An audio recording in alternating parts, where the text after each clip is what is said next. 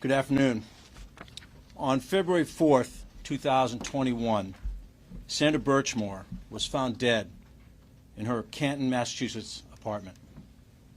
The charges filed today in federal court allege that she was in fact murdered by Matthew Farwell 3 days earlier. At the time of her death, Sandra Birchmore was a 23-year-old woman with her entire life ahead of her, and she was pregnant with her first child.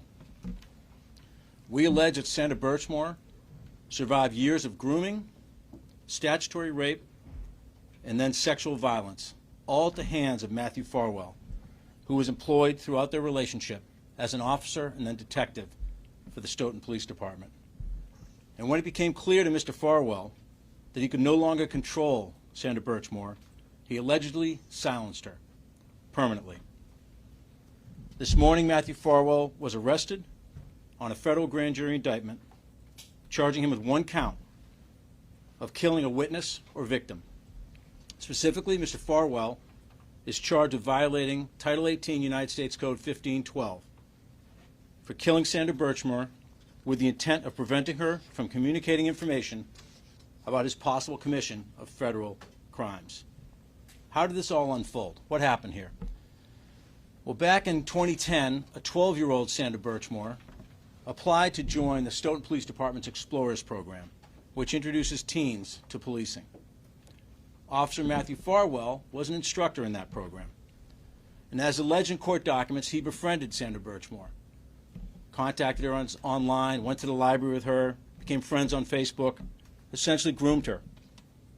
And then he committed statutory rape by having sex with her when he was a 27-year-old police officer and she was just 15 years old. Mr. Farwell continued to have a sexual relationship with Sandra Birchmore until her death 8 years later, allegedly meeting her for sex regularly when he was on duty and being paid by the Stoughton Police Department. Now, in the weeks leading up to Sandra Birchmore's death in February 2021, she found out that she was expecting a baby. And she told Mr. Farwell that he was the father. According to court documents, Ms. Birchmore was very excited about becoming a mother, buying baby clothes and other items, taking precautions to ensure the health of her new child. Sandra Birchmore had good friends, she had a good job, she had dreams of becoming a nurse, and she had a child on the way. But Mr. Farwell did not share in that excitement. It's alleged that Mr. Farwell reacted quite negatively to the news that Sandra Birchmore was pregnant with his child. And he acted angrily, it is alleged, when Sandra Birchmore started making requests of Mr. Farwell around doctor's appointments and ultrasounds and what information would be on the birth certificate. Mr. Farwell was losing control in late 2020, early 2021, and the information that Sandra Birchmore possessed about his illegal conduct was in danger of slipping out. In fact, word started to get out about their relationship.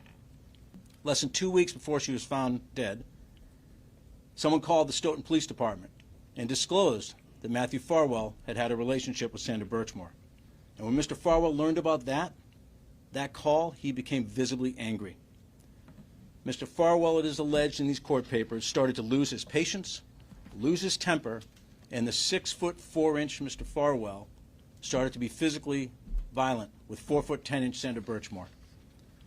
And Sandra Birchmore told her friends that Mr. Farwell had pushed her and shoved her and put her in a chokehold. She was scared. And during that same time, Mr. Farwell was allegedly planning Sandra Birchmore's murder. For the first time, he requested a key to her apartment. And she told friends that he was oddly inspecting the apartment and looking at the closet, including the closet that she was found dead in front of. And then it all came to a head on February 1st, 2021. Mr. Farwell went over to her apartment that evening, and he strangled Sandra Birchmore to death. That's the allegation in this case. And he used his knowledge and experience as a law enforcement officer to stage her death to look like a suicide. He allegedly attempted to cover his tracks to literally try and get away with murder. And he almost did, until today. Back in 2021, with the information that was available, Sandra Birchmore's death was ruled a suicide, or deemed a suicide. But over the last year or so, the FBI and our office have been working exhaustively with our state partners. We've uncovered new, critical new information, examined the existing information, all of which led to this federal grand jury indictment. If convicted on this charge, Mr. Farwell faces a minimum of life imprisonment. Giving voice to the voiceless, ensuring that no one is above the law, protecting the vulnerable people of Massachusetts, that's the highest calling of people in law enforcement. And this case represents those principles. And every day across Massachusetts, thousands of police officers, federal, state, local law enforcement, put their lives on the line to protect the people of Massachusetts.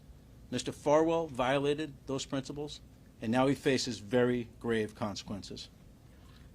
It is disheartening to have to charge law enforcement officers, especially with crimes as serious. But it's our job at the Department of Justice to investigate potential crimes without fear and without favor.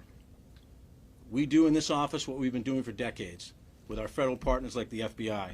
We follow the facts, regardless of where they lead. We apply the law and the principles of federal prosecution, full stop. We are not influenced by social media chatter. We are not influenced by politics. We're influenced by the facts and the law. Our mission is to do our level best to do justice in every case. And our mission today is to do justice for Sandra Birchmore. Lastly, I want to note that we are sharing the information and the evidence that we developed in this case with the Norfolk County District Attorney's Office, with the Massachusetts State Police, and with the Massachusetts Attorney General's Office, so they can assess whether state charges may be warranted in this situation. And I want to thank those. I also want to thank the State Department for in our investigation. I want the women, FBI, Boston, incredible work on this case. Dogged investigation. Look at the court papers, you'll see work has gone a huge. Particularly want to thank members of my office, the lead, the victims, paralegal of our civil rights unit, Liz Riley, United States attorneys. This case, their passion, they deserve the credit. Now I want to turn it over to Special Agent in Charge.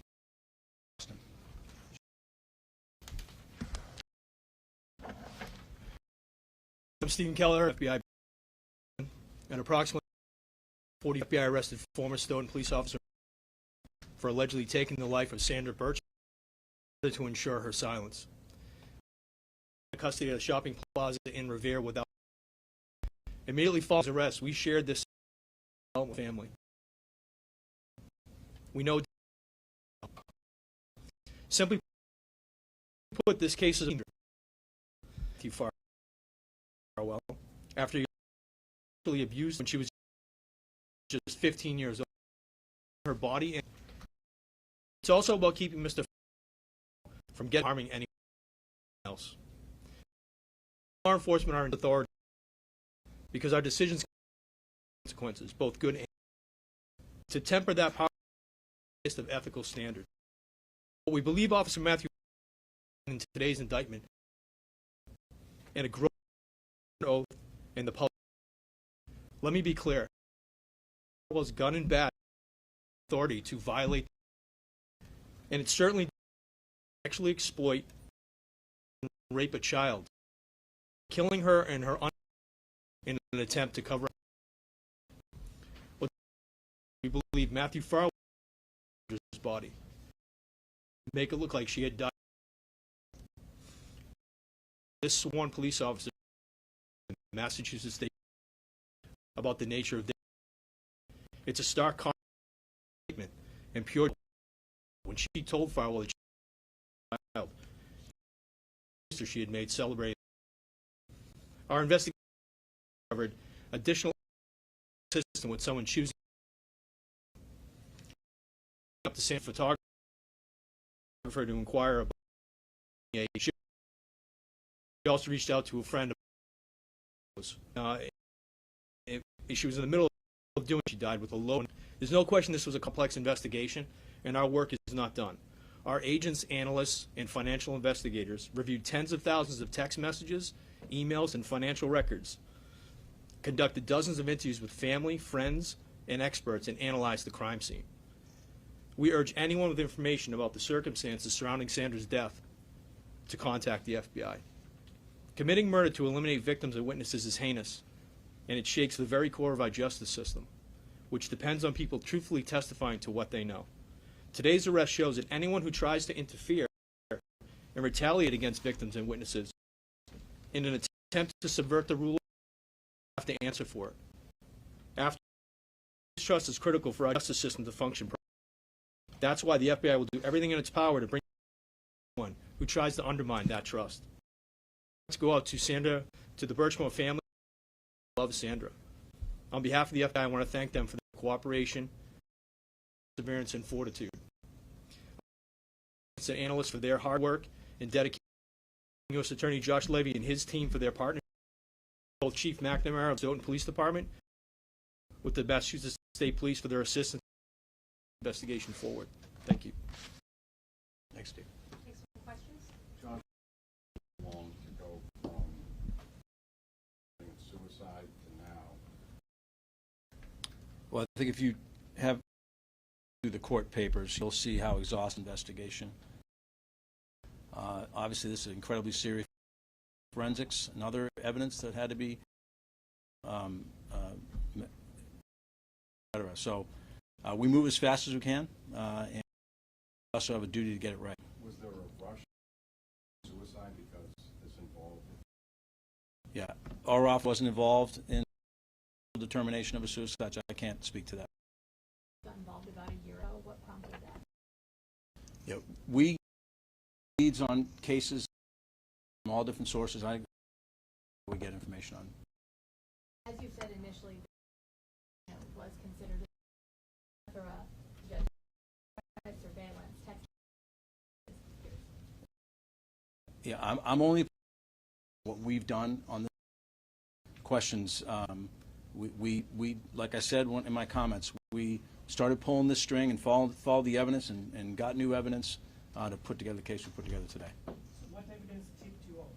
I'm sorry, sir? What evidence led you to pin it? You know, it's you're never able to pick one piece of evidence that is the straw that breaks the camel's back. It's really an accumulation. We have to go in front of a jury, 12 citizens, and convince them beyond a reasonable doubt that Mr. Farwell is guilty. That's on us. He's presumed innocent today, and he will remain innocent until we meet that burden. But it's all the evidence in combination makes that case. Did the state medical examiner's office plan to change the cause of death on her birth death certificate, and did you determine who the father of her unborn baby was? Well, I'll take those in reverse order. I'm not going to comment on the second piece. What we have alleged in the court papers is that Ms. Birchmore told Mr. Farwell several times that he was the father. And your question about the state medical examiner, obviously, they don't report to me, and that's a question better directed to the state medical examiner. Matthew is mentioned here, but we've heard reports over the years of several other officers. Are you guys conducting any other ongoing investigations related to Stockton? So I think Assistant Special Agent Charge Kelleher alluded to the fact this is an ongoing investigation. I'm not going to comment on what the other pieces are that we're looking into, but it's an active investigation. So Shelley. this is a death penalty eligible case. Is that on the table, or is that already off the table? Shelley, you're absolutely correct. The maximum penalty under this statute as charged is a sentence of death. And whether to seek the death penalty in a federal case is decided at the highest levels of the Department of Justice. That decision has not been made on whether the death penalty was sought in this case, and that process will continue, but I can't comment on it beyond that. Would you favor that? Would you push for that? Not going to comment on it. It's a process that involves a lot of people at the Department of Justice, and I'm not going to share my view on this. Did other officers in Stoughton or Stoughton government know about the grooming, the underage sexual contact that Matthew Farwell was having with Sandra when it was going on in those early 2010, 11, 12, 13? You know, I'm not going to comment on information that's not in the public record. As you heard, this is an ongoing matter, so we're going to continue to look into this matter, and if there's other individuals that we develop evidence that they've violated the federal law, we'll proceed. Josh, can you touch on, I mean, Myrna, state usually is the obviously the feds have jurisdiction on many cases, but what made this one get to federal authorities, and do you think that the state officials watched this investigation? You know, there's a lot of overlap in the law between the federal government has jurisdiction over and what the state government has jurisdiction over. When someone comes to our office with credible information that a police officer may have been involved in a murder and underlying legal violations as set forth in the indictment, we're going to investigate that case every time. They come in different shapes and sizes, but that is our duty to the public, is to pursue credible leads like that and investigate them fully. To follow up on her question, we saw Lieutenant Tully outside earlier. This was Norfolk DA's case first. You mentioned that they've been state partners throughout this. Does your office look into what may have went wrong in their investigation? This case about what went wrong for Sandra Birchmore and how she was treated by Matthew Farwell and how he violated her rights and ultimately killed her. That's what this case is about. It's not about what happens at other state agencies. This is about justice for Sandra Birchmore. This is the second major death investigation where your office has come to a different conclusion than Norfolk County DA. I'm sure you can't comment on that, but is that normal for federal prosecutors and state prosecutors to reach different conclusions on investigations? So I'm here to talk about one case. We've got about 1,000 cases in the office. I'm not going to comment on any other case in the office. I would just caution you to not extrapolate too much from one case out of all the things that are happening in our office. This district has brought a charge of killing of a witness. I can't think of any others. I'm wondering if there are others. Yeah.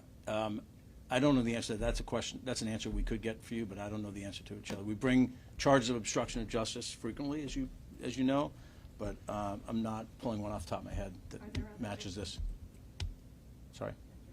That's okay. Are there other victims from the Stoughton Police Explorers Conference? Or other crimes committed? Yeah, I'm not in a position to comment on things that are in the public record. I wouldn't take that as a yes or a no, but I'm limited up here under local rules to talk about what's in the public record. Can you talk about the arrest? What happened with the arrest this morning? I'm going to ask ASAC Kelleher to speak to that. So this morning we had a SWAT team that was in a location where Mr. Farwell was. He was taken into custody. He was driving a truck, gravel hauler, and he was safely taken into custody by the SWAT team, which is, you know, what we strive to achieve every time we do an operation like this. Neighborhood? No, he was in Revere. Not in a neighborhood in Revere, or was he on the highway? No, it was in the shopping plaza in Revere. Shopping plaza. Mhm. Did he say anything? We have not tried to interview him. That dump truck he was driving, is that his new employment, presumably? Again, I wouldn't comment on that here at this time, but he was driving the dump truck when he was arrested. Before your agency got involved, there were other agencies investigating this. Can we expect to see any fallout from those lead investigators from other agencies who were responsible for finding justice in this case and not? You know, I think the juncture we're at right now is that we are working with state agencies. We've developed, as I said, new information that we're going to share with our state partners. They're going to make decisions about what charges are appropriate under state law, if any. Can you tell us who the lead investigator was on this case before your agency got involved? I can tell you the lead investigator was for our matter, which was the FBI. I don't know. I honestly don't have information on who the lead was in a state investigation. I don't get that type of information. You've said that you're not, you're looking just into the facts of Sandra Birchmore's death. That's the focus of this case, not what law enforcement agencies prior to you did. Is that within your jurisdiction to investigate what those state agencies did? I think what I said was I'm here to talk about Sandra Birchmore, and I'm not here to talk about other things that are happening in the United States Attorney's Office. It's 125 federal prosecutors doing a lot of different things. In this case, this press conference is about one young woman who was, we allege, was killed by a Stoughton Police Officer, Matthew Farwell. Can you explain how your investigation might be complicated by the fact that you're going now into federal court where there is this, and you found that it was suicide, the Norfolk County DA's office opted not to pursue it. How does that affect your efforts now to prosecute? Yep, good question. Look, in evaluating whether to bring charges, we obviously look at all the evidence that's both incriminating and exculpatory. All that gets turned over to defense lawyers. Mr. Farwell will be well represented in this case, and those facts will be put out in front of a jury. We are confident that when all the evidence is presented to a jury, if it gets that far, that those issues will not prevent us from securing a conviction. Have you done your own, had your own person do an autopsy? We- That's come to a different conclusion? I know there's another one out there that's already been reported on. but- That's correct. There's an expert witness. I don't want to get into exactly what that person did or didn't because I don't want to mischaracterize it, but it's in the court documents, who has a tremendous amount of experience in this field and has reached a different conclusion. Just a couple more questions. And just to be clear, you're not going to comment on the other two officers who had sexual relations with Ms. Birchmore?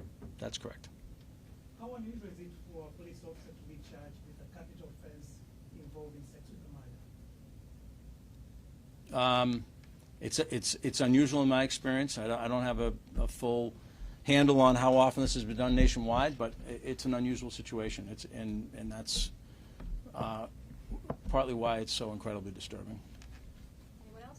Do you have any words of caution to departments that have Police Explorer programs based on what you learned from your investigation about how this was able to unfold? Yeah, I'm going to stick to my swim lane. I'm not an expert on Police Explorer programs, and so I really don't have any intelligent answer to that question. Thank you.